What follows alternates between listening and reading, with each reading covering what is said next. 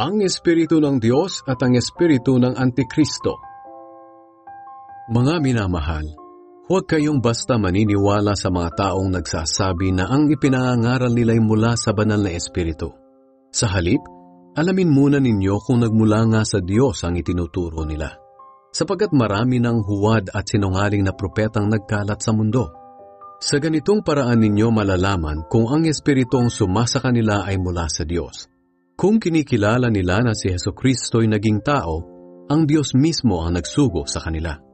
Ngunit ang hindi kumikilala na si Jesus ay naging tao, ay hindi isinugo ng Diyos, kundi ng Espiritu ng Antikristo.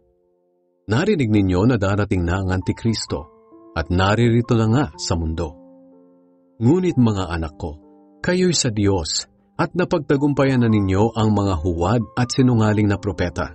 Dahil ang Espiritong nasa inyo ay higit na makapangyarihan kaysa kay Satanas na siyang nagahari ngayon sa mga makamundo.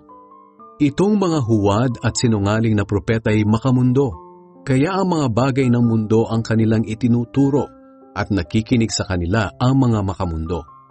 Ngunit tayo naman ay sa Diyos. Ang mga kumikilala sa Diyos ay nakikinig sa mga itinuturo natin.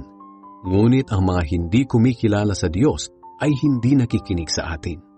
Sa gayong paraan natin makikilala kung sino ang nangangaral lang mula sa Espiritu ng katotohanan o sa Espiritu ng kasinungalingan.